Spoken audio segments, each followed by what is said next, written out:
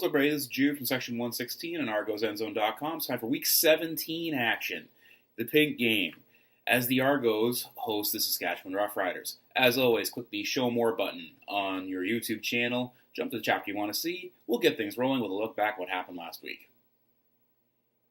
You want to believe so badly that your team can win any game it's in, but the numbers leading into the game against Calgary last week were really stacked against our Argos. And Calgary didn't disappoint. Damn. I tip a cap to Mr. Bo Levi Mitchell. When he first started in the league, I compared him actually to Doug Flutie in the sense of what Flutie was doing with Buffalo in his second go-around with the NFL. It wasn't huge numbers, but just finding a way to win. What I saw this past week was a quarterback that was poised, controlled, working in the offense, finding open guys. It was a thing of beauty. He is one hell of a quarterback, and if I was picking an outstanding player in the league right now, he'd be getting my vote. Don't worry, I don't have a vote here. But it was the little things. It was selling play fakes. Just one thing that always kind of affects us here in the end zone is when you see a quarterback hand the ball off and then they stand there and watch the running back run. Just if there was any hint that it might be a pass play to hold a defender back a couple steps, to roll out and complete the play, which Bo Levi, my apologies, did on every single running play he partook in. He would roll out like he still had the ball for a good 5-10 steps. And on his passing plays, he would still he would pump fake. He's looking downfield on running plays. It was pretty impressive. He put on a hell of a show. He has the ability to find open receivers. Shoot, who was the receiver caught that heck of a diving catch at the end of the first quarter? It was like a 50-yard strike, diving close to the upright. Anyways, great concentration there.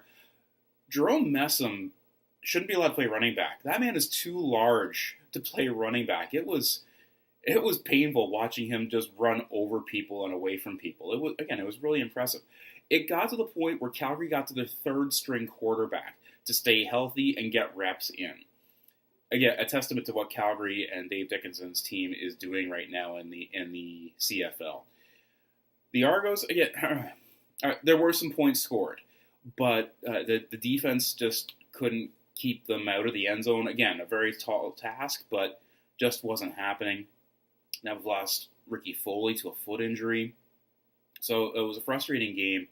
When the Argos did have the ball, the Charleston Hughes, I think, had 2 sacks, just smothering. The Argos, when they can create balance, where Brandon Whitaker can gain yards on the ground and Drew Willie can move the ball through the air, that balance makes things difficult. But it was clear that the Stampeders weren't afraid of the pass and focused on Whitaker and completely shut him down. There was a man in his face every time he touched the ball. If it was a quick little out, there was a guy waiting for him. If it was a running play, there were 2 guys in the hole.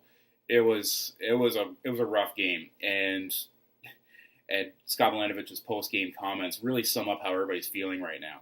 The irony being, they're still alive. Guys, they're still alive for a playoff spot. For the annual Pink game, the Argos are hosting the Saskatchewan Roughriders. Now, the Roughies have got a poor record in the West, but it's obviously the stronger division of the two, and they've been winning games the last couple of weeks, starting to finally gel as a team. Too late to make an impact in the playoffs, but can still make life miserable for their opponents. Like our Double Blue, they're still got a shot at the playoffs. Darian Durant is finally getting into sync with his receivers. The Chris Jones defense is coming together. This is a team you can't take lightly just based on their record. And if you look at, the season record, you could just kind of throw it off there. But you look at the last 4 or 5 weeks, and we're talking about a much different team. So the Argos have got to be able to keep Durant off balance. He doesn't like getting hit. Nobody likes getting hit. Find me a quarterback who likes getting hit. Okay, Buck Pierce might have liked getting hit. Anyways, but they've got to keep him off balance. He's had the injury problems. Not that he would target any particular point of his body, but just keep knocking him down every single time, and those throws will start to get rushed. I think that the Argos can get more physical on defense with the Rough Rider receivers, but that's just me talking out loud again. When the Argos got the ball, again, they've got to be consistent. Or sorry, not consistent, but diversified. Get a lot of receivers involved. Make the running game happen. Chris Jones, again, has got that very strong defensive mindset. So if they're creating a lot of pressure on Drew Willie, then it's time for play-action fakes and screens and counter plays to Brandon Whitaker. Maybe reverse, get Kenny Shaw involved with the ball in his hand that way. And the key, of course, is to keep him off balance. If they think one thing, you do the other thing. Just make sure that that other thing isn't a 2 and out. Who should you be watching this week? When the Argos got the ball, I'm looking at number 8, Kenny Shaw. He's become the go-to receiver in this offense. And he's able to get yardage after catch and is willing to go over the middle and sacrifice his body to make the big plays. That's what us fans love to see, of course. The guy that's working hard every single down, every single play. So keep an eye on Shaw doing some underneath stuff, but also going a little bit deeper, trying to stretch the defense, creating an opportunity for balance on the offensive attack. On defense, I'm looking at number 30, Thomas Gordon. I'm a Gordon fan. He's played some really good games, in particular his game against Hamilton. He was all over the field. He didn't look very strong at all against Calgary, as there was just, well, again, it's not easy stopping Jerome Messon when he's got the ball, but just, I don't know, I want a little more from him, because I know that is in him. So I'm looking for a bounce-back game from Gordon. Keep an eye on him when the Argos don't have the ball. Right, so, on offense, number 8, Kenny Shaw. On defense, number 30, Thomas Gordon. If you do the math for a score prediction this week, the Argos edged this one out 27-22. The terrifying thing is that both defenses, on average, have allowed more than 30 points a game. Wow. So, for those that like good defense, maybe watch, I don't know, maybe there's a soccer game somewhere. But for those of us that like some good offense and maybe an air show, this could be the game to watch. Again, with the way both teams are trending, we could see some entertaining offense, especially with the weakness of both defenses. So, let's go big. Let's go big for Pink, right? So let's say this one's going to be a 44-41 game. Yeah? Either way, look, last home game of the season. Be there and let's have some fun. That'll wrap things up here for another week. Hope you had some fun. Feel free to like, comment, and share on this video so that we know you're out there watching. And maybe I can get this out a little earlier if I know people are paying attention. And follow us on our social media feeds, Twitter, Facebook, YouTube. Maybe a suggestion to another app that we should be using. It's a 4 o'clock start. It's the annual Pink game. So you're going to see a ton of Pink. All Women's Breast Cancer Awareness Month with the CFL.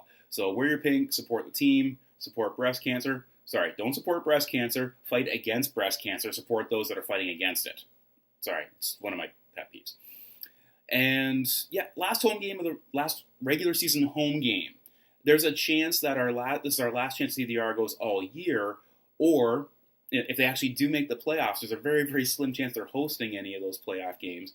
So that, well, actually, I guess their only chance is to host. Anyway, go and see the game. Bundle up a little bit. It's getting a little chilly when the sun goes down.